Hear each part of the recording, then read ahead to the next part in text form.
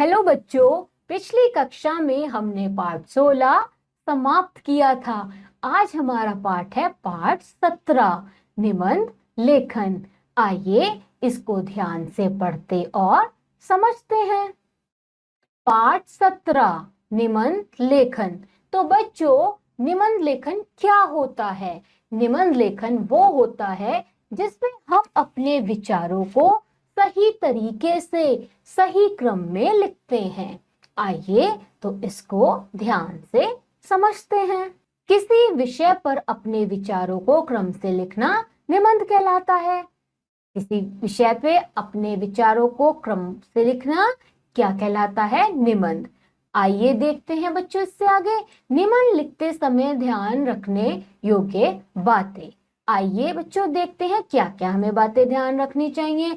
निबंध लिखने से पूर्व उसके विषय में पूर्ण जानकारी एकत्र कर लेनी चाहिए। निबंध में दी जाने वाली बातें प्रामाणिक तथा तर्कसंगत होनी चाहिए। निबंध में केवल वही बातें लिखी जाएं जो विषय से संबंधित हो। निबंध की भाषा सरल तथा रोचक होनी चाहिए। निबंध के वाक्य छोटे छोटे होने चाहिए जो हमें सरलता से समझ में आ जाए। निबंध लिखते समय साफ सफाई का बहुत ध्यान रखना चाहिए। निबंध लिखते समय विराम चिन्हों का भी विशेष ध्यान रखना चाहिए। निबंध का आकार छोटा होना चाहिए। उसमें गागर में सागर की तरह विषय की पूर्ण जानकारी भर देनी चाहिए। तो आइए बच्चों, यहाँ हमें कुछ निबंध दिए गए हैं, उन्हें हम पढ़ते और समझते हैं। कुछ निबंधों के नमूने। अब यहाँ हमें पहला निबंध दिया है दिवाली। तो इसमें हम क्या क्या दिया गया है देखते हैं। भारत अनेक धर्मों और संस्कृतियों को मनाने वाले लोगों का देश है। यहाँ वर्ष भर कोई ना कोई त्योहार मनाया जाता रहा है। दिवाली भारत के प्रमुख त्योहारों में से एक है। हिंदू लोग इसे बड़ी धूमधाम से मनाते हैं। भगवान राम के 14 वर्ष का वनवास पूरा करने के बाद अयोध्या में खुशी के क्या जलाए गए थे? दीपक जलाए गए थे। ये सब आप जानते हैं अच्छे से। इस दिन हिंदू लोग अपने घरों दुकानों की सफाई करते हैं और उन्हें सजाते हैं। रात में दीपक जलाए जाते हैं, इसलिए इसे प्रकाश का पर्व भी कहा जाता है। घरों में पकवान और मिठाइयाँ बनती हैं। आप सब जानते हैं कि दिवाली पर यही सब होता है। दीप जलते हैं, हम पटाखे छुड़ाते हैं, अच्छी अच्छी मिठाइयाँ बनती हैं, बहुत सारे पकवान बनते हैं, हम घरों को सजाते हैं। तो ये हमारा निबंध है दिवाली का। तो बच्चों, इसके बाद आता है हमारा निबंध दूसरा, हमारा राष्ट्र ध्वज। आप सभी जानते हैं बच्चों कि ये हमारा तिरंगा है, यानी कि ये हमारा राष्ट्रीय ध्वज है। आइए इसका निबंध पढ़ते हैं। भारत एक स्वतंत्र राष्ट्र है। सदियों की गुलामी के बाद कड़े संघर्ष से हमने स्वतंत्रता प्राप्त की। स्वतंत्रता भारत का राष्ट्रीय गौरव इसका ध्वज है, इसे तिरंगा कहते हैं। देश की शान है। इसमें 3 पट्टियां हैं, सबसे ऊपर केसरिया रंग, बीच में सफेद रंग और सबसे नीचे हरा रंग की पट्टी होती है। केसरिया रंग वीरता का प्रतीक है, सफेद रंग सुख और शांति का प्रतीक है तथा हरा रंग भारतवर्ष की समृद्धि का प्रतीक है। बीच में सफेद रंग की पट्टी पर एक चक्र बना है। इस चक्र में 24 आरे बने हैं। चक्र प्रकृति का प्रतीक है और 24 आरे हमारे 24 घंटे निरंतर परिश्रम रहने की प्रेरणा देते हैं। इसके पीछे भी यही भावना रही कि हम निरंतर परिश्रमशील रहकर राज्य के वैभव को बढ़ाते रहें। देश की स्वाधीनता संग्राम की लड़ाई इसी झंडे के नीचे एकत्र होकर लड़ी गई। तिरंगे की रक्षा के लिए लाखों लोगों ने अपना जीवन सुहा कर दिया। प्रत्येक राष्ट्रीय उत्सव पर हमें इसके गौरव को बनाए रखने की शपथ लेनी होती है। तो बच्चों, आप सब जानते हो आपके स्कूलों में भी 15 अगस्त 26 जनवरी मनाए जाते हैं, जिसमें हम अपने झंडे को लहराते हैं। तो आप अपने राष्ट्रीय ध्वज के बारे में बहुत अच्छे से जानते हैं।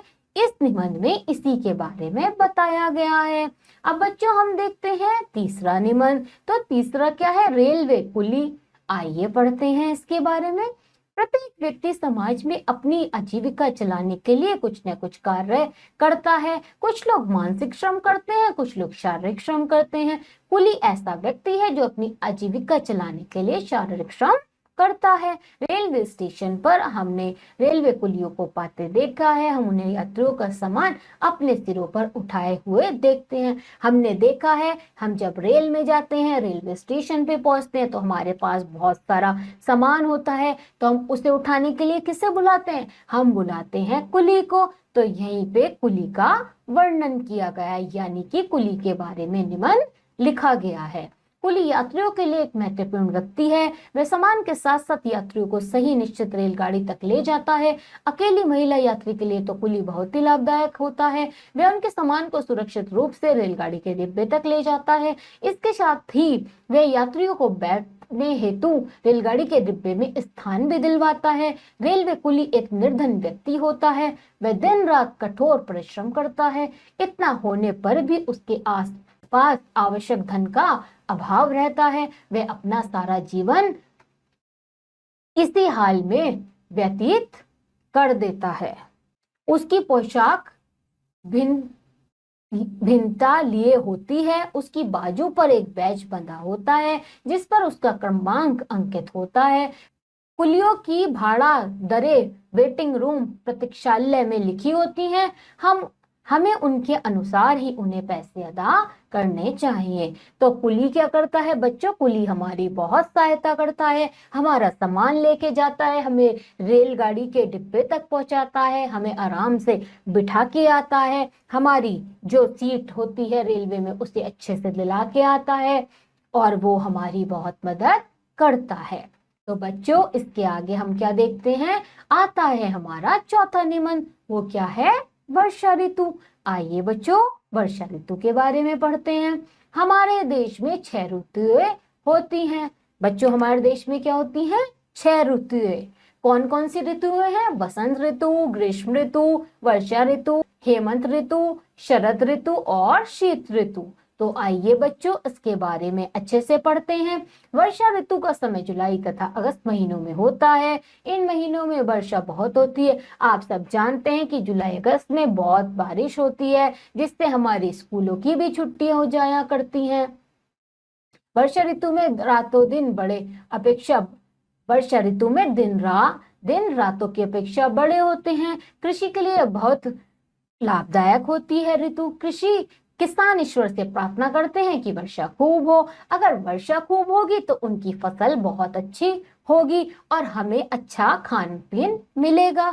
वर्षा ऋतु में चारों ओर पानी ही पानी दिखाई देता है। तालाब व पोखर सभी पानी से भरे रहते हैं। गांव के रास्ते कीचड़ भरे हो जाते हैं। खेतों में पानी ही पानी दिखाई देता है।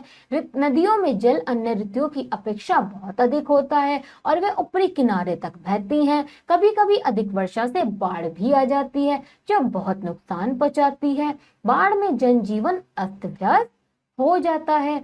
वर्षा ऋतु में विभिन्न प्रकार के जीव जंतु पैदा हो जाते हैं। भांति भांति की वनस्पतियां इस ऋतु की शोभा बढ़ाती हैं। चारों ओर हरियाली दिखाई देती है। हरी हरी पत्तियां और हरी घास को देखकर मन प्रफुल्लित हो जाता है।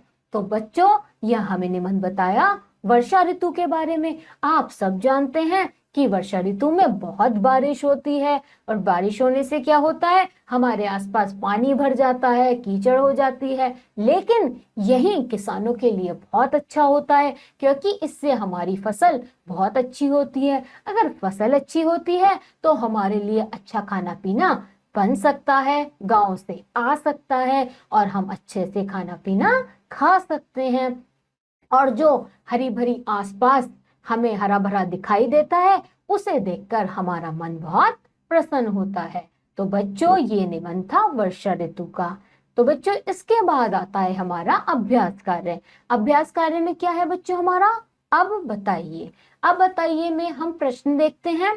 हमारा अब बताइए में प्रश्न है निम्नलिखित विषयों पर निबंध लिखिए। अब यहाँ पे हमें कुछ विषय दिए हैं। नंबर 1 होली, दूसरा हमारा देश, तीसरा मजदूर, चौथा वसंत ऋतु, पांचवा मेरा प्रिय मित्र और छठा मेरा प्रिय अध्यापक। तो बच्चों जैसे जैसे हमने आपको अभी इतने सारे निबंध समझाए कि एक विषय हो उसके बारे में हमें अच्छे से सरलता पूर्वक लिखना, ऐसे ही यहाँ पे कुछ निबंध दिए हैं, आप उन्हें स्वयं लिखेंगे, सरल भाषा में लिखेंगे। इसी के साथ बच्चों यहाँ पे हमारा पाठ समाप्त होता है। तो बच्चों यहाँ पे हमने अपना पाठ निबंध समाप्त किया है। मुझे लगता है आप सभी बच्चों को निबंध का पाठ बहुत ही अच्छे से समझ में आया होगा। अब आप क्या करेंगे बच्चों, अपना अभ्यास करेंगे और निबंध को अच्छे से याद करके लिख के देखेंगे। इससे आपको निबंध लिखना बहुत ही अच्छे से आ जाएगा। और हम आपको मिलते हैं अगली कक्षा में।